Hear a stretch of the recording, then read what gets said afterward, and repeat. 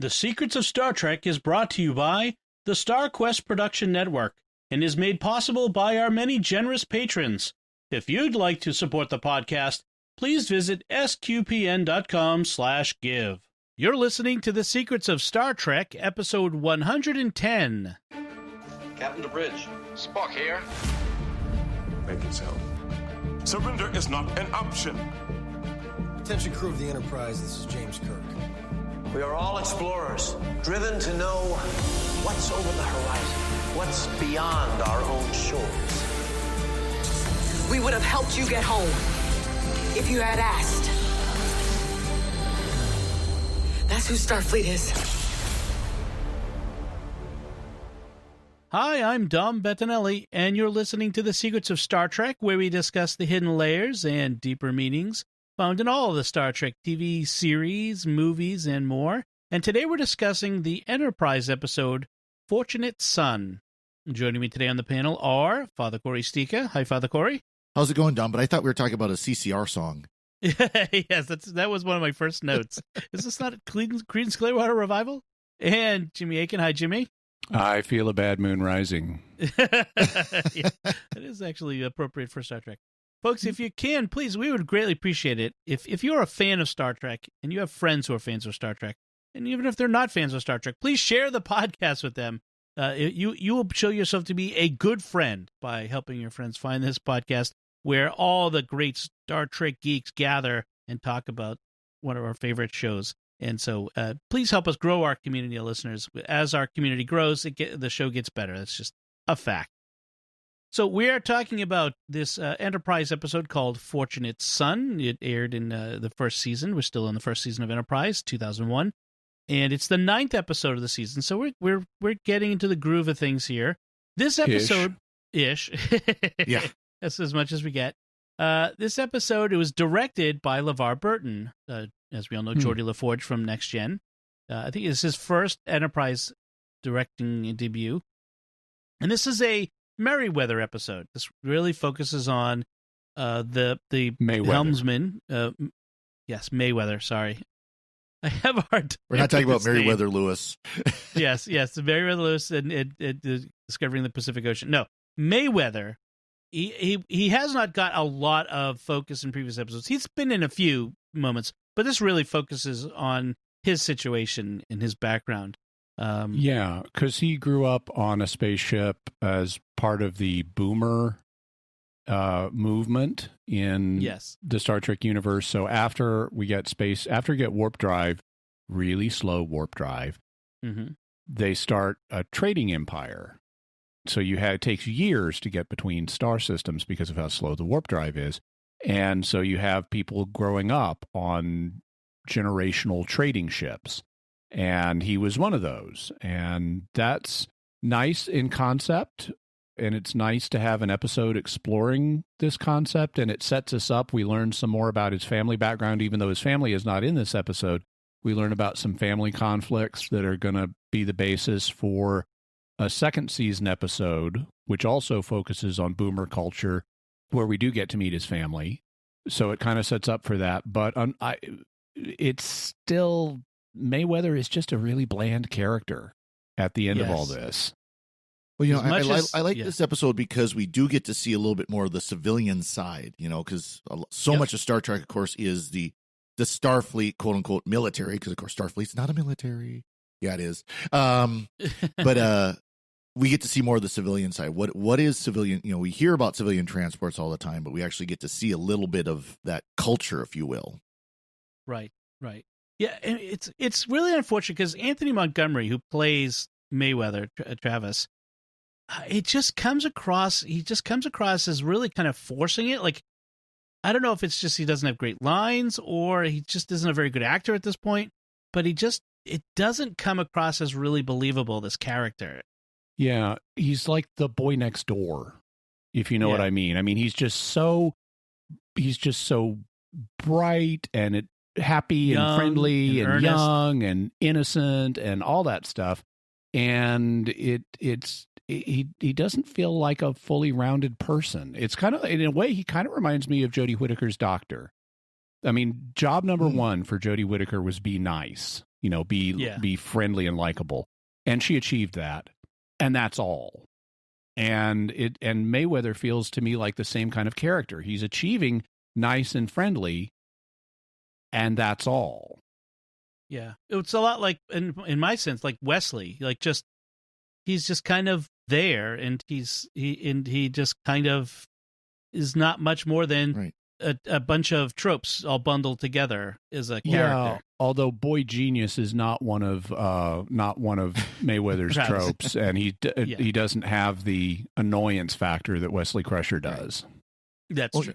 If it wasn't for this episode, I would almost said that Merriweather's character was meant to be just kind of a filler character.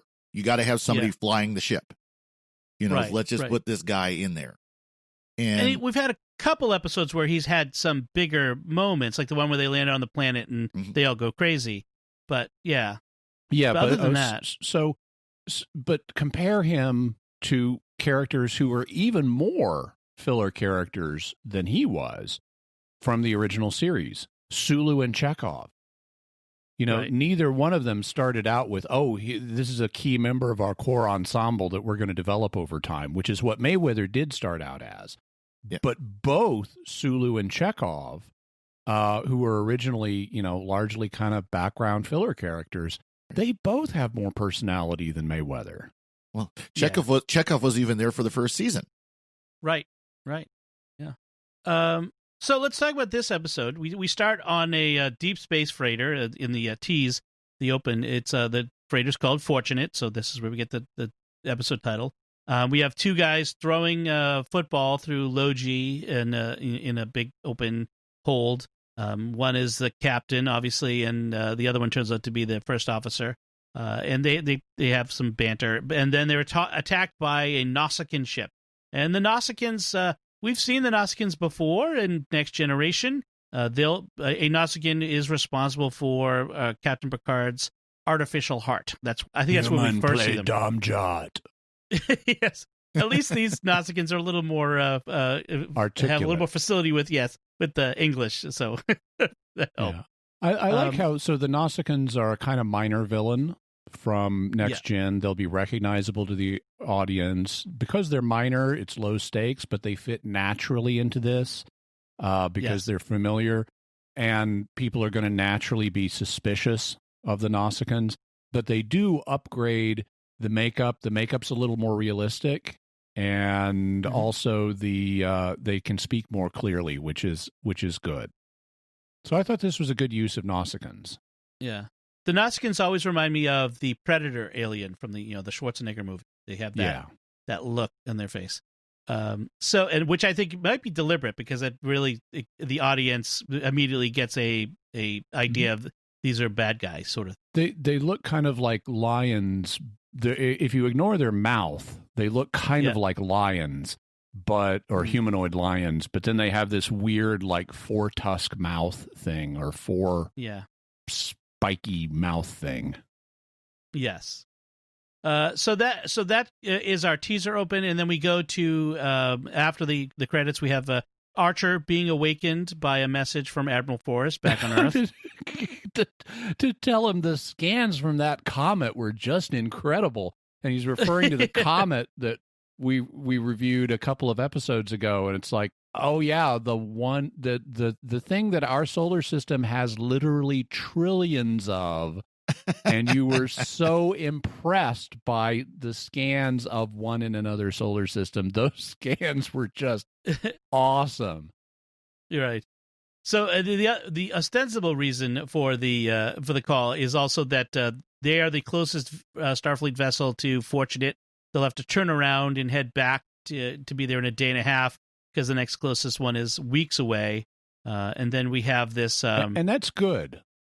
That having the Enterprise, if you've got the fastest warp drive by a lot, then you would get yanked off of what you're doing to go deal with some emergency somewhere. Right.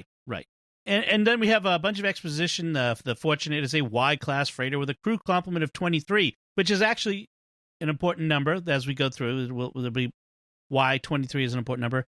With a max speed of warp 1.8. Travis tells us that he grew up on a J-class freighter. And he remarks that as slow as they are, people tend to have babies on board, which is also a bit of going to help misdirect where things are going as they show up at the Fortunate. It reminds me a lot of, as you mentioned before, the Age of Sail. When travel around the world, to the New World, into the Indies, as they called it, took months or even years of those journeys. As we are in the early stages of intergalactic space exploration, and as humans, that's kind of what the feel they're trying to give to us is the Age of Sail. And I also kind of think of like some of the settlement of the West, the Western United States. You think Oregon Trail, of course. Those of us of our age kind of remember Oregon Trail on the Apple II, because we played it at school. But it took months to travel from someplace like New York City to San Francisco. It wasn't, when the railroad came in, it was a huge thing because you could do it in a week instead of. The railroad was the Warp 5 engine. It really was. And before that, you were moving on these slow wagon trains in danger of being attacked by Nausicaans at any time. Yeah, exactly. So when the Enterprise arrives, they find the Fortunate badly damaged and most systems are down. They aren't able to respond to hails. And T'Pol reads 24 biosigns, which, because Merriweather recently just said, they have babies on board, so maybe that 23 could have a couple extras. That's what gives us the thought that maybe there's a new baby on board. So this episode, and I don't know why it hasn't struck me in quite this way before, but how do detecting life signs work? I mean, there's a hard vacuum between you and that ship, and there's layers of metal there. You've got to be detecting. You're either these are passive scans and you're picking up on something human bodies are transmitting, or these are active scans and you're reflecting something off living human bodies that dead human bodies don't emit, or that reflect in a different way. And it's like, what? There's nothing electromagnetic that's going to be doing that. Not over a hard vacuum with layers of metal in between you. How does this work? Just remember this. These are Star Trek sensors, the magical sensors that operate on the principle of plot. Yes, I know. Well, over light years. Yeah, it even specifies in the original series Bible that sensors just work and we never go into how they work, but they always work. And it's like, right. They always work until they don't. Yeah, this makes no sense. Yeah, well, it is one of the tropes in all science fiction is that we have sensors that can detect life. And if you don't do that, people get all kind of squirrely about the fact that why don't you just do life sign detection? I would love to see sci-fi that eschews that, and then that becomes a limitation that makes a more interesting plot. I mean, we can understand, like long-range sensors and things like that. Just think of the corollary with sonar and radar. I mean, we can understand that. But how can they read that, oh, yes, the atmosphere in the ship is exactly 84.5% nitrogen and 10%, it's like, how do you know that? Right. Well, I could rationale that easier than life signs, because they could have a window somewhere and you could do a spectrographic analysis of the light coming through the window and find out what the atmosphere is. But life signs, that's just, if you can't see people moving around in there, how do you know that there's anyone alive over there? Heat signatures. That's right. You're reading heat signatures through the vacuum. Through the metal and the hard vacuum.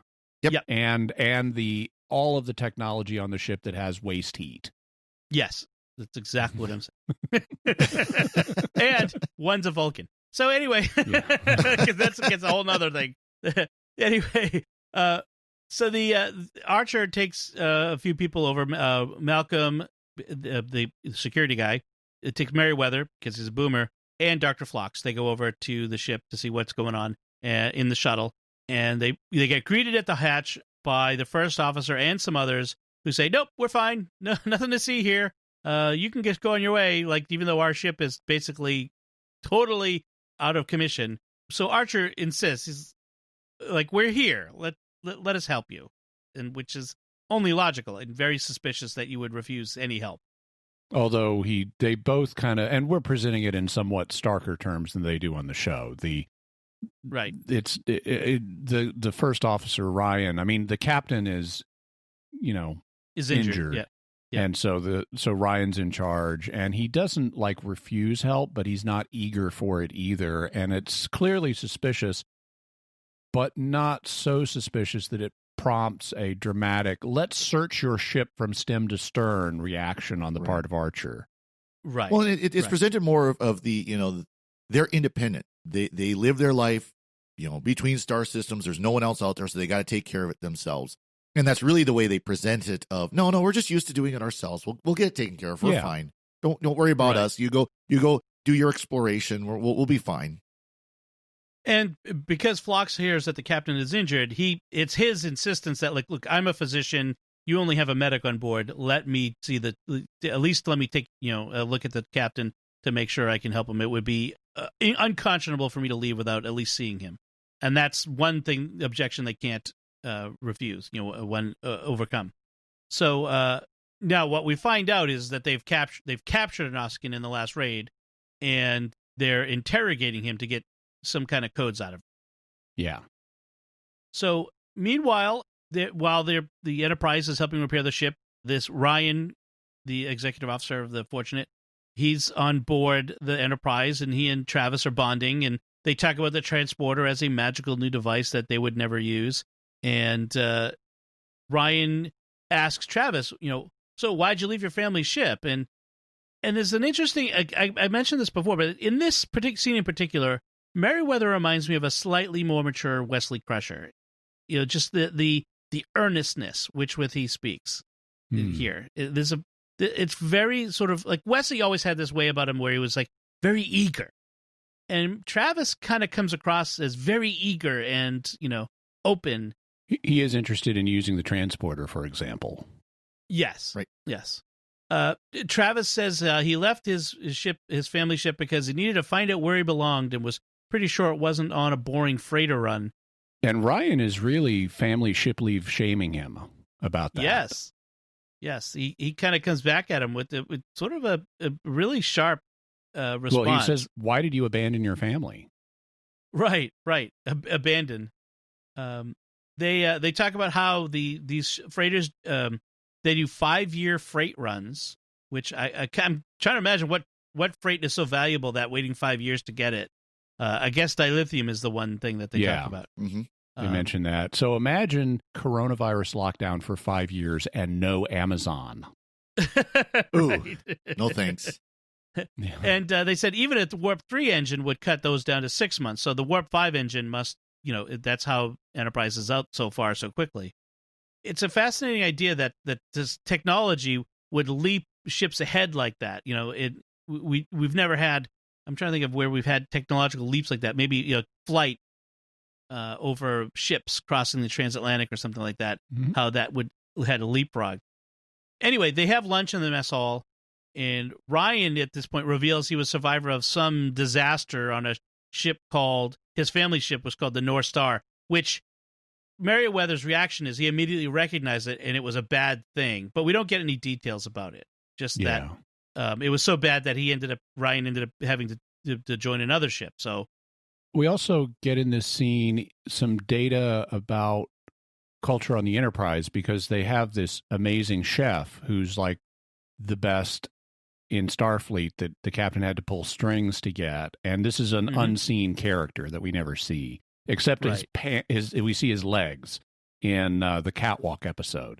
Right. But we hear about Chef, and it makes sense. If you're on this remote mission, you're not coming back for a long time, and you're on the prestige flagship of the fleet, you'd get the best chef. But he's still having to work with reconstituted elements, and Travis says they don't have the meatloaf quite right yet. But Ryan is eating a huge, thick steak and potatoes. And true to form, on television, they both eat 2 bites, and then exactly the meal is over. Yes, what a waste! I mean, this is steak out in the middle of nowhere. This guy hasn't had steak in months, and he's not going to finish the steak. I wanted him to kind of come back, pick up the plate, and walk out with it. Yeah, that's what it should have done. So Travis kind of pitches to Ryan that he could join Starfleet and become a crew on a future NX class ship like Enterprise, because they're going to need all kinds of great crewmen. And this is when Ryan accuses Travis of abandoning his family, and if Starfleet gets all the good crew members, who'll be left to run the boomers and all that sort of stuff. So they end up, he ends up leaving. Actually, we were thinking about replacing you with robots. Exactly. Robots can't torture Nausicaans for shield code. So back on the Fortunate, T'Pol is working on some repairs, and she notices that power's being rerouted from internal sensors to weapons, which the other guy says, "Oh, that's because we needed it during the battle." And she says, "Well, you don't need it now." So she suggests that they undo that. They're obviously rerouting power from internal sensors so that it can't be used to show that there's a Nausicaan on board. And so this crew member very nervously tells her not to. Meanwhile, some children are playing hide and seek, which is really nice. That's a realistic touch. If you had kids on a starship, they would play hide and seek. And I like how T'Pol discovers a little girl hiding behind a grill vent, or a vent grill, and the boys she's playing with come charging through and asking where she is, and like the human have you crewman, seen Nadine? Well, no. There's two parts to it. They come charging through looking for, and the human crewman who's there just lies. And then they come up to T'Pol, who's standing right next to the vent where the girl is. She's just seen the girl. And, how is T'Pol going to deal with this? And they say, "Have you seen Nadine?" And she turns to them and says, truthfully, "I do not know which child is named Nadine." And so she avoids lying, but also avoids giving the girl away. Yes. And the girl comes out and says, "Thanks." And she says, "I told them the truth. I don't know which child is named Nadine." But she could have inferred it from context with that Vulcan logic of hers. Right. So as this scene ends, we do see T'Pol looking a bit suspicious, and she contacts Archer to kind of give him her suspicions about something going on. And that brings us to now where Archer is on the Enterprise. Repairs are complete. Ryan comes to his quarters and talks to him there. And this is where he confronts Ryan about the Nausicaan on board. He I know you got him. And Ryan says, "Hey, what I'm doing with him is my business. Starfleet doesn't have any jurisdiction about what goes on board my ship." And I'm wondering, really? What is the legal jurisdiction over boomers in space? Because I'm thinking, well, so there's a couple things. One of them is this is kind of what the way Ryan explains the situation about the Nausicaan prisoner is basically in terms of frontier justice. Yeah, they attacked us, and so we're using him, I guess, as protection, or something like that. Now, that's not actually what they're using him for. But because he doesn't tell about trying to get codes and frequencies out of this guy. But he makes a convincing frontier justice case about, look, we're out here on our own. We have to defend ourselves, and this is how we're doing it. And they attacked us and things like that. And that makes some sense. In terms of who has jurisdiction, I'm thinking that Archer there's probably some legal precedent or regulation that would allow Archer to take control of the situation given interstellar diplomatic stuff. Because if you're having conflicts between humans and non-humans, that would seem to fall under Starfleet's purview. Yeah. I mean, presumably the model would be the law of the seas. If you have an American military ship show up and there's a civilian ship engaged in conflict with an American civilian ship engaged in conflicts with, say, a Chinese ship, you'd think the military ship would have some kind of jurisdiction. But Archer's solution is to say, no, but I do have jurisdiction over all the parts we just installed in your ship, so let's uninstall them. Right. Yeah, it's a sort of analogous to like Somali pirates. If you have an American flag vessel and they were attacked by Somali pirates, which was a big problem for years, and they took one of the Somali pirates as prisoner, if an American warship shows up and realizes they've got that pirate there, they have jurisdiction. They could take that guy off. They can't. They don't have to let the American crew hold him and torture him. So they do let. So because of Archer's threat to take all the parts and equipment, Ryan ostensibly gives in and takes him over to the freighter and brings him into the hold and says, he's over there. Go see him. Yeah. And of course they fall for it. And then Ryan executes his idea of how to deal with the situation, which is get in a gunfight with the captain of this much faster and more powerful Starfleet vessel, right, in your cargo hold, then jettison the cargo pod into space with the captain aboard and leave it. And poke a hole in the poke side a hole of it. in it, yeah. And this is going to end well for you. Yeah, exactly. How is this going to end well for you? Right. Then they shoot at the Enterprise before they warp away. Yeah. Yeah. Is the Enterprise just going to go, no, this seems too much trouble. We're just going to go in on our merry way and leave them to be? I don't think so. I do like that as they as they're running after they shoot at the Enterprise fires a torpedo at them, and we see the torpedo heading towards them, and then they go to warp and outrun the torpedo. And I like that. Yeah. But this is just the dumbest plan ever on Ryan's part. There's just no way this is going to end as a win for him. Well, and I'm hoping it wasn't just bad writing, which of course this is Enterprise. This is bad writing. But it could also be it's showing how unstable he is. He's just not thinking. Right. He's so bent on getting revenge from the Nausicaans. He's just not thinking straight. And he's not the other crew members do call him on that. Yeah. He should be relieved of command. He should have been as soon as he said to his second officer, I guess, here's my plan. The second officer should have said, you are relieved of command. This is clearly never going to work. We're just going to wait 2 days until the captain's up and about again. Right. Yeah. Right.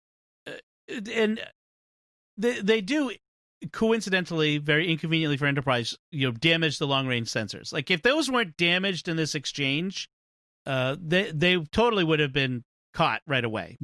But Enterprise has to fix them. Fortunately, Merriweather then says, oh, well, we know they're after the Nausicaans, so we just need to find the Nausicaans to find them. And then they don't follow up on that. Right. Well, they do, just not the way they expected. Yeah. Right. So there's no Nausicaan tracing in this. No. Yes. So Ryan manages to beat the Nausicaan ship's shield frequencies out of him, we think, because torture, as we know, is an unreliable form of interrogation. Yeah. And then discusses with the other crew member about killing the Nausicaan, like facing him. Yeah. Think about how, if you're the Nausicaan prisoner, they want you to give them some codes and some frequencies.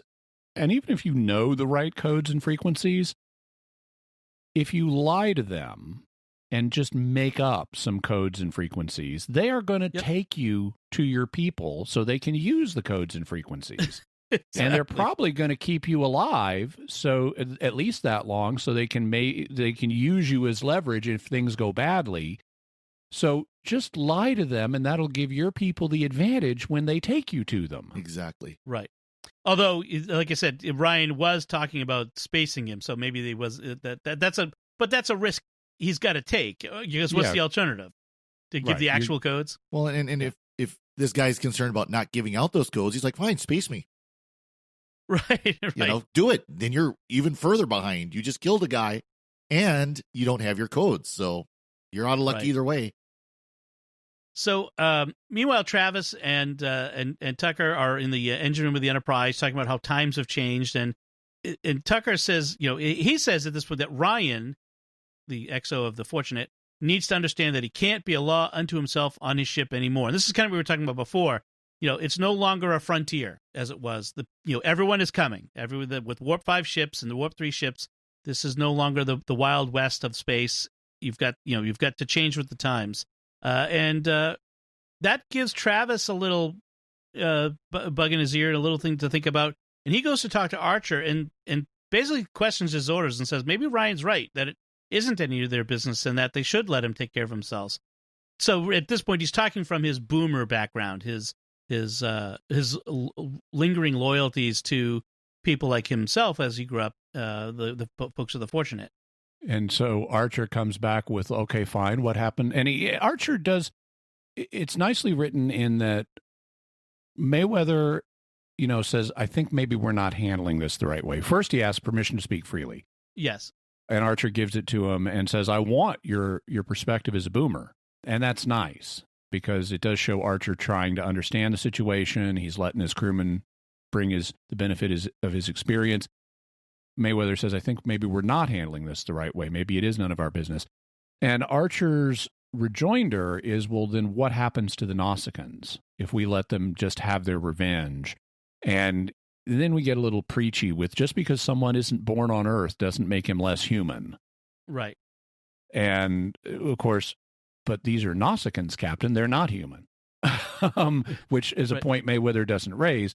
But instead, he's like, oh, shucks, Captain, now you've gone and scored on me because I wasn't born on Earth, and that doesn't make me less human. So obviously you're right. And it's like, the writing just took a ding there. Well, I thought it's not that the Nausicaans should be treated more humanely because they're human, quote unquote. I think what he was saying was that human beings have a code of conduct, or what we might call a natural law morality, in us that governs us no matter whether we're on Earth or off Earth, no matter how far out we go. And so Ryan has to live according to that code of conduct, right? That little construct about, just because you were born off Earth doesn't make you less human. It was confusing because they conflated, how treat the Nausicaans. And I had to think about it for a couple of seconds where, no, they were talking about the humans who were born off Earth are not less human. It wasn't talking about the Nausicaans. But it was such a confusing construct when I was watching the episode. I kind of struggled with a couple of seconds. Are they saying that Nausicaans are No, they're not. It really was not. It was not written well. That was not a good line at all. Right. Yeah, I took it the other way. I think it's ambiguous, which is a flaw. I think it was just written badly. It was right. They got across what they're trying to say, just not well. Yeah. So at this point, Travis is he has no more of Archer's orders to question. Archer had good humor about it, of course, but the Fortunate does catch up with the Nausicaan. It runs and they chase it into an asteroid field. Oh, and the Nausicaan ship is like a sitting duck, but they're going into an asteroid field. It's like there's going to be Nausicaans on the other side of that, and it's an ambush. Yeah, it's a pirate's nest, and Ryan has gone all Ahab, and the white whale is running, and he refuses to back off, which puts the whole ship in danger so he can get his revenge. I mean, he's basically Ahab. I want to see like Ryan strapped to the outside of his ship, and as it's rolling, he's beckoning with his arms, summoning everyone else to their doom. That's from Moby Dick. Yes. So they shoot at the Nausicaan ship, and surprise, surprise, the frequencies don't work. You mean the prisoner lied under torture? Oh, my goodness.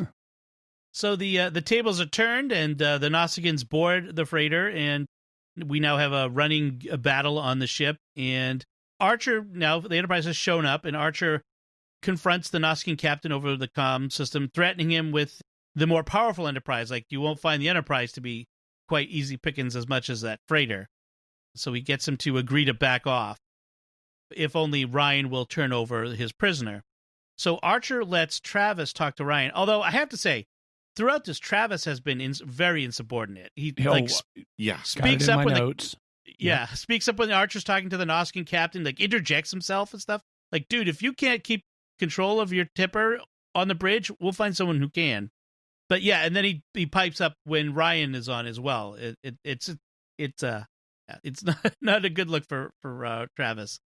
But in any case, Ryan ends up telling him that this isn't some noble cause. Yeah. Having said that Merriweather is very insubordinate and butting into the captain's conversation in this scene, in all fairness, Starfleet is just shot through with rank insubordination. Yeah. Right. We see it all the stinking time. They have very lax discipline on these ships. That's true. This is true.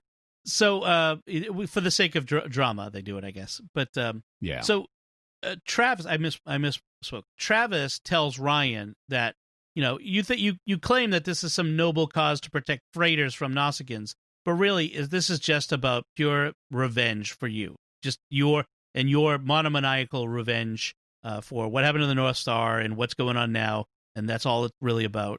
Meanwhile, the Nausicaans are shooting at Enterprise while her helmsman is wandering about the bridge talking to Ryan. Like, maybe you should get someone sitting at the helm running you're piloting the ship while you're in battle. But that's a whole other thing. In any case, Ryan finally lets the Nausicaan go. He sees the error of his ways. And then we finish up with the captain of the Fortunate waking up in the infirmary, who tells Archer that he's going to reduce Ryan in rank to able crewman, which is one of the lowest ranks. And but he won't let Archer take him back to Earth to either presumably face justice or what. He says, we take care of our own out here. Plus, it would leave me a man short. So we get that clear sense of this frontier sort of way of living. Yeah. He also says it's going to take that Ryan's new duties as an able crewman are going to be like purging hydraulic pumps and stuff. And so it won't be pleasant, and it's going to take him a while to earn his way back up to being first officer again. And I'm going, Ryan's judgment is demonstrably unstable. This man should never have been first officer in the first place, and he should never be first officer again. Yes. Attacking the Enterprise was the nail in that coffin. Right. But finally, we have a reason for the structure of this episode. Because up to now, the fact that Captain Keen has been out of commission has played zero role in the plot. I mean, there's been no reason for that. This whole episode up to this point could have played exactly the same way if there was no Captain Keen and Ryan was the captain. And in some ways, that would make more sense if he's just a captain who's gone crazy as opposed to a first officer who has someone above him that should be looking for signs of craziness. But now that the captain is up to deal with Ryan after the fact, we have some kind of a reason why that justifies Keen even being in this episode. Right. I do like Keen in this scene. I think he has he sort of embodies this frontier spirit, and in the good way. Like, he talks about how they discuss how times are changing. He's going to have to buy a Warp 3 engine for the ship because that's just economics is going to dictate it. But some of us like being out here alone on the edge, and giving us a chance to prove ourselves. We're called introverts. Well, right. Well, also a bit type A. Yeah. As someone who lives out in these territories, we like this out here. Far away, we can prove yourself against buffalo and storms and stuff. They're not. But times are changing. They're not going to be able to go it alone and act as if all of space belongs just to them. Everyone is coming, and so by the time we reach next gen era, it's going to be much more settled and all that sort of thing. Well, so it's and you get the kind of the captain showing the wisdom of age, where he recognizes, as much as he enjoys his lifestyle, that it is going to change, but also just the moderation that's necessary as a leader. Right. Yeah, he comes across as wise and knowing how to deal with people even like Ryan and how to keep them, although his judgment is suspect because Ryan got to first officer in the first place. Mm. So any last notes, Father Cory? Nothing here. Jimmy? So I thought this episode was a great argument for robotic cargo ships, like we are starting to have here on Earth right now, crossing the oceans. Right. Yep. Who is the fortunate son? Travis, Ryan. Travis, we don't meet his family in this episode. Ryan is not a son of Captain Keen. That would actually make more sense if he was like Keen's firstborn, and that's how he got to be first officer despite his flaws. Freighter crews are like family, they say. So he's sort of a son in that sense. Yeah, I know. It's stretch. It's not clearly. There's not a clear reason for it. Someone liked the title. I think it's probably pretty tongue-in-cheek, if nothing else. Yeah. It would have been better if they had spelled it S-U-N, Fortunate Son, and that was the name of the ship, the Fortunate Son. That would be kind of cool, actually. Which would be a good name for a trading vessel that goes to other star systems. That's true. The working title for this episode, by the way, when they were producing it before they filmed it, was called Untitled Boomer Story. So You could tell exactly where they were going with this. That would have been more descriptive. yeah. Little boomer story. The boomer one. The one where they meet the boomers. We could just go full Friends episode title on it. The one where they meet the boomers. Instead of a Christmas story, a boomer story. Well, and as you said, Jimmy, this one would have made more sense as the title of the one where we meet Travis's family. Yeah. And in fact, before I watched this for this week, I thought this was going to be the one where we meet Travis's family. I was a little confused at first.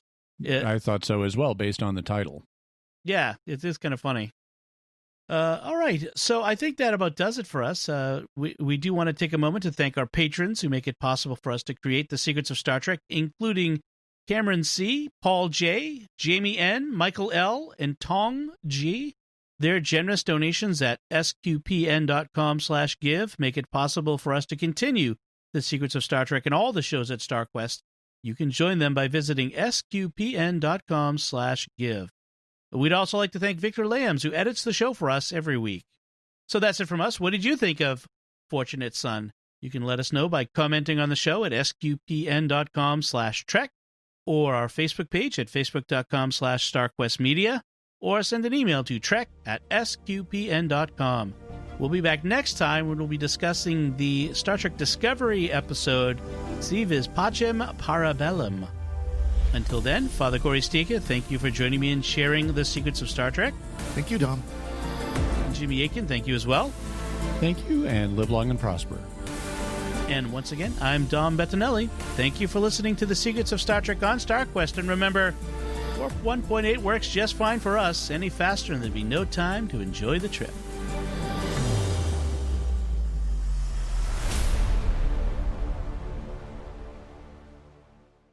AKA, I can't drive 65.